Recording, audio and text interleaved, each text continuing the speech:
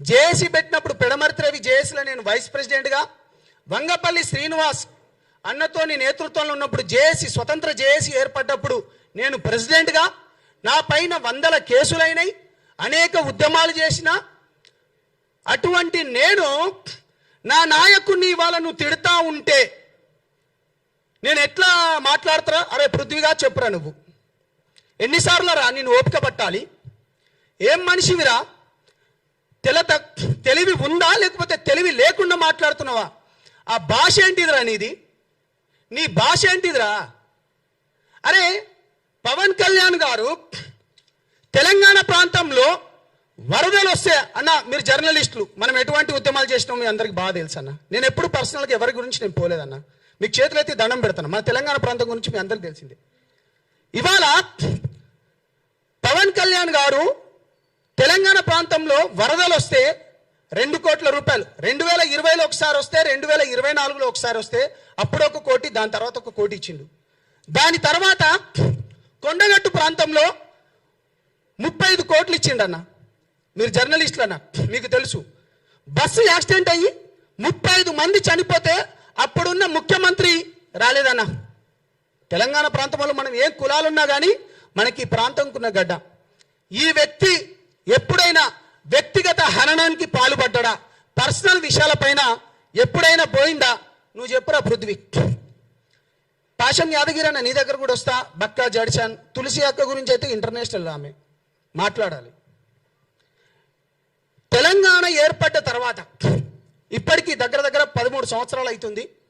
10 సంవత్సరాలు ఇప్పుడున్న బీఆర్ఎస్, అప్పుడున్న టీఆర్ఎస్ 10 సంవత్సరాలు పరిపాలించింది.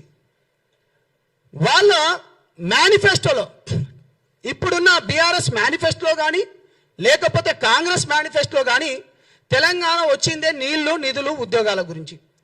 విద్యార్థులకు ఉద్యోగాలు ఇవ్వద్దని నువ్వు పదే మాట్లాడుతున్నాడు కదా. పవన్ కళ్యాణ్ వచ్చి, ఆంధ్ర వాళ్ళు వచ్చి, అంటే పవన్ కళ్యాణ్ వచ్చి ఇక్కడ ఏదో చేస్తున్నాడు కదా.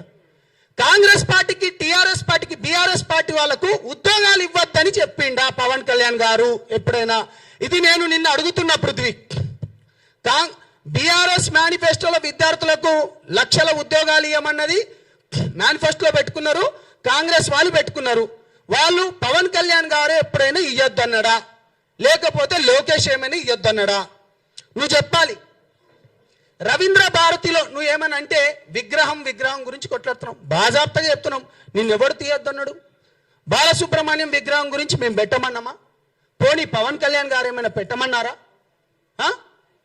నువ్వు ఏమైనంటే విగ్రహాల గురించి ఏం రేవంత్ రెడ్డికి పవన్ కళ్యాణ్ గారు ఫోన్ చేసి నువ్వు బాలసుబ్రహ్మణ్యం విగ్రహం ఏమైనా పెట్టొద్దన్నాడా? నువ్వు దానిపైన మాట్లాడరా? అరే పృథ్వీ, నేను ఎప్పుడు నీ గురించి ఎప్పుడు అమర్యాదగా మాట్లాడలే పృథ్వీ గారు. నా నాయకుని పైన మీరు ఈ విధంగా మాట్లాడతారా? మనం కొట్లాడతాం. తెలంగాణ రాష్ట్రం ఏర్పడ్డ తర్వాత నువ్వు పవన్ కళ్యాణ్ వల్లనే అంటున్నారు కదా మీరందరూ. మీరు నన్ను అడగండి అన్న క్వశ్చన్. నేరెళ్ళ ఘటన జరిగింది. దళిత బిడ్డలను ఇసుక మాఫియా చేసి తీసుకుపోయి చంపివేసి అన్న, వాళ్ళని ఎట్లా కొట్టింది తెలుసా? 3rd degree చేసిండ్రన్నా. ఇప్పటికి వాళ్ళు మొత్తుకుంటున్నారు. వాళ్ళ కింద వెళ్ళి 3rd డిగ్రీ చేసి అప్పుడున్న ఎస్ఐ ఎస్పీలు కొట్టిండ్రన్నారు. ఏం దానిపైన ఏమో మాట్లాడలే. నేను మాట్లాడినా జనసేన నుంచి. నేను జనసేన జెండా ఎప్పుడైతే కప్పుకున్నానో నేను మాట్లాడినా. నేరేళ్ల ఘటన పైన నేను మాట్లాడినా. ఇవాళ పేదల భూములు,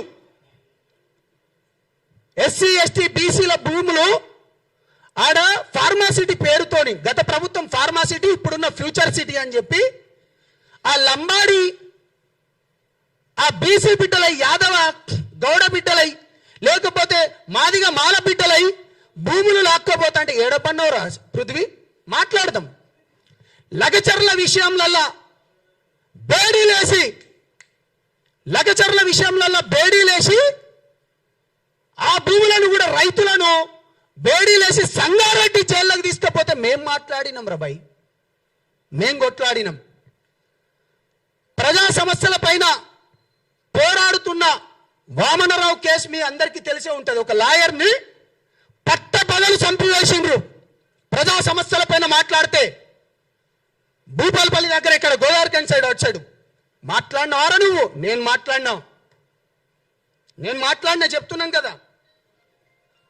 ఖమ్మం మిర్చి రైతుల గురించి సరైన మద్దతు ఇవ్వలేదంటే జనసేన పార్టీలోకి వచ్చి మేం మాట్లాడినాం.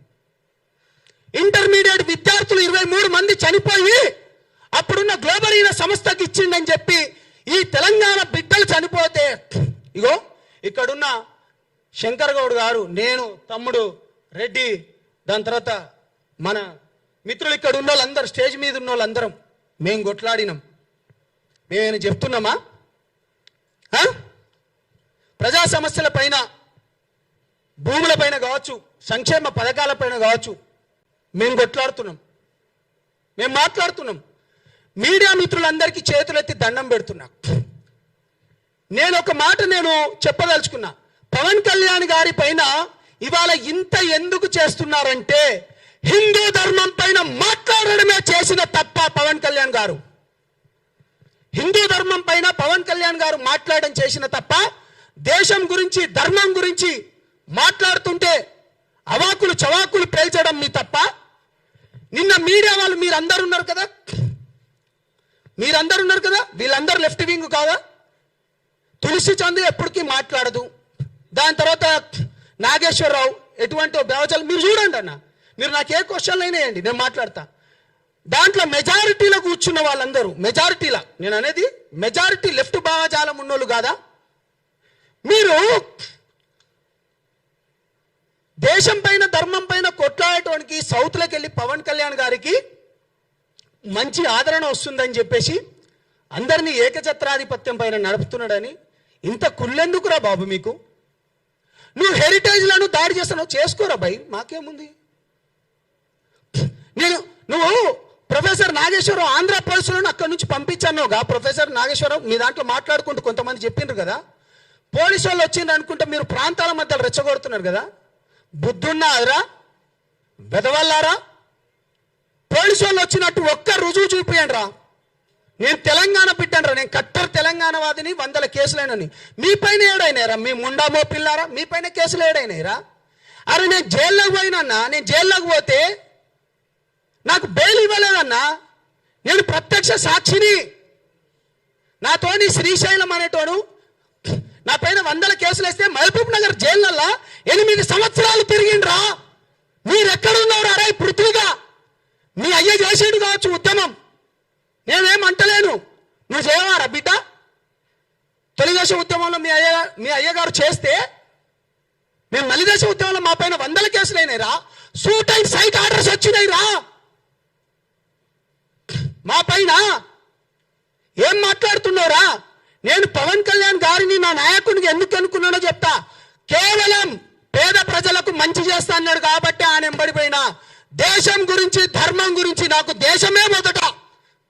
నేను ఒక లంబాడి బిడ్డగా చెప్తున్నా, సనాతన హైందవ ధర్మాన్ని మేము మొక్కినట్టు ఈ దేశంలో ఎవడు మొక్కడు. పవన్ కళ్యాణ్ నేను ఓపెన్గా చెప్తున్నా, మేము తీసేస్తాం. మాది దాన్ని ఏమంటారు మీరందరూ ఉస్మానియాలో మీరు బాగా చూస్తుంటారు, చరి అని చెప్పి మేము మొక్తాం. ధర్మం గురించి, దేశం గురించి పోరాడేటోని మీరు టార్గెట్ చేస్తారా? మీరు ఎవడొస్తాడో రండిరా అని చెప్పిండ్రు కదా. అరే నేను వచ్చిండ్రా, మేమందరం వచ్చినాంరా. తొక్కు తంబిడ్డ, ఇగో అక్కడ ఉన్నది ఇగో దళిత బిడ్డలే, ఇక్కడ ఉన్నది కూడా బీసీ బిడ్డలే.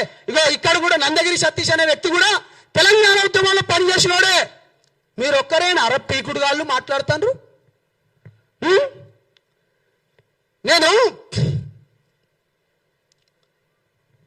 తులసి చంద్ గారి గురించి వస్తాను. తను ప్రతిసారి నాకేం తప్పుంటే మీరు క్వశ్చన్ లేని మళ్ళీ మళ్ళీ మళ్ళీ చెప్తున్నా. నేను మోడీ ఉన్న సేఫ్టీ సున్నా అట. అరే అన్న, ఎర్రకోట దగ్గర తీవ్రవాదులు ఎవడో వచ్చి వాడు కార్ల ఎక్స్పోజ్ పెట్టి చంపివేస్తే అన్న, ఇగో ఇక్కడ కింద సెన్సెక్స్ కూడా ఉందన్న. బీజేపీ పార్టీ రానప్పుడు ఎన్ని దాడులు జరిగినాయి అంటే కేంద్రంలో బీజేపీ పార్టీ రానప్పుడు ఎన్ని దాడులు జరిగినాయి, బీజేపీ వచ్చిన తర్వాత ఎంత తక్కువ చేసింది అనేది. ఇప్పుడు టెర్రరిస్టులు మన పైన దాడి చేస్తే నువ్వు ఇక్కడ ఉన్న ఇంటెలిజెన్స్ రిపోర్టర్ కూడా మోడీ ఉన్న సున్నా. దాని తర్వాత ఏంది? పహల్గాం దాడి జరిగితే మోడీకో బోలో, ఇంకేంది పహల్గాం టెర్రర్ అట, మోడీకో బోలో అట. అరే మన పక్కనున్నోనికి అన్న, మీ అందరికి తెలుసు, మీరందరూ ఉస్మానియాలో అన్న, మీ అందరికి తెలుసు, మన పక్కనున్నోనికి తెలియడానికి ఏమైనా అయితే మనం ఉరికిపోతాము. నువ్వు ఇండివిజువల్ జర్నలిజం పేరుతోని నువ్వు ఏం మాట్లాడతావు తులసి చందమ్మ? నువ్వేం మాట్లాడతావు? సొయ్యుండి మాట్లాడతావా, సొయ్యి లేక మాట్లాడతావా? లేకపోతే ఆపరేషన్ సింధూర్ పైనట, ఆపరేషన్ సింధూర్ పైన విద్వేష వైరస్ కు కొత్త ఆపరేషన్ అట. ఏంటిది ఇది? ఏం జర్నలిజం చేస్తున్నావు నువ్వు? ఏం మాట్లాడుతున్నావు అమ్మా?